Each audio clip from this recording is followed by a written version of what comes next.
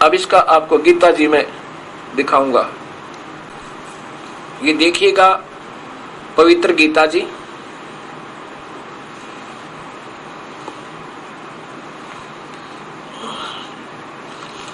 और इसमें अध्याय नंबर 14 के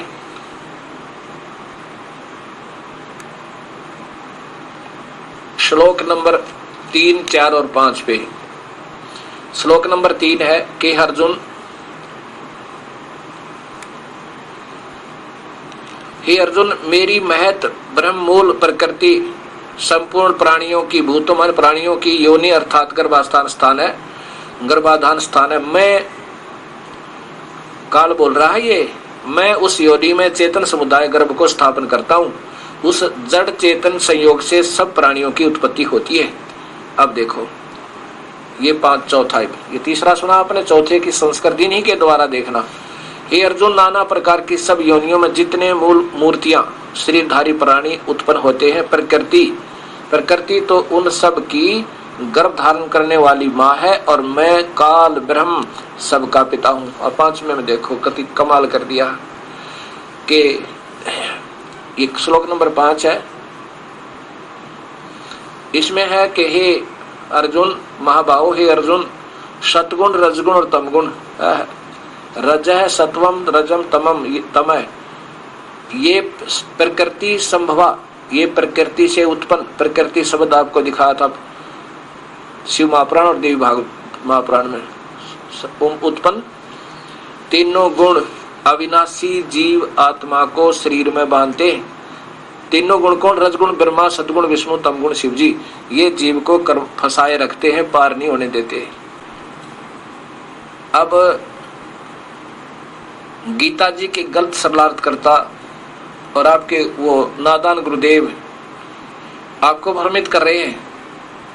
वो कहेंगे कि कौन कहता है ये 3 गुण रजगुण ब्रह्मा, सतगुण विष्णु, तमगुण शिव जी हैं। अब इसके लिए ये प्रमाण आपको साथ ही देता हूं कि ये स्वयं स्वीकार करते हैं।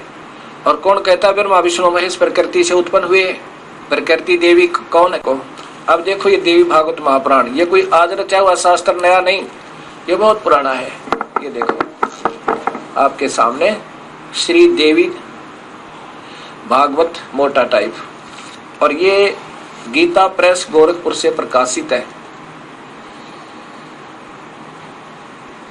ये केवल हिंदी है और संस्कृत वाली भी मेरे पास है, वो भी दिखाऊंगा आपको। और इसके लेखक है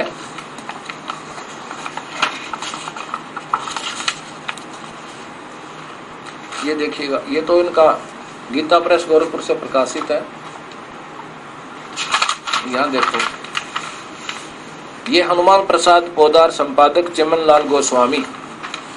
इसी के तीसरे स्कंद में, तीसरा स्कंद, ब्रह्मा जी द्वारा भगवती चरणों में समस्त देवता आदि को देखना। ये देखो अब क्या कह रहा है विष्णु जी, यह संसार तुम्ही से उद्भासित है, हो रहा है। मैं विष्णु, ब्रह्मा और शंकर, हम सभी तुम्हारी कृपा से विद्यमान हैं, तुम्हारे से उत्पन्न हुए हैं। हमारा आविर्भाव और तिरोभाव हुआ करता है। हम तो जन्म और मरण, आविर्भाव माने जन्म, तिरोभाव माने मृत्यु हुआ करता। केवल तुम ही नेता हो, जननी हो, जगत जननी हो, प्रकृति और सनातनी देवी हो। इसी में फिर शिव शंकर भगवान, ये 123 नंबर श्लोक है, पृष्ठ है। भगवान शंकर बोले, देवी यदि महाभाग विष्णु तुम्ही से प्रकट हुए हैं तो उनके बाद उत्पन्न होने वाले ब्रह्मा भी तुम्हारे बालक हुए। और फिर मैं तमोगुणी लीला करने वाला क्या तुम्हारी संतान नहीं हुआ? हे मालिक, अर्थात मुझे भी उत्पन्न करने वाली तुम ही हो।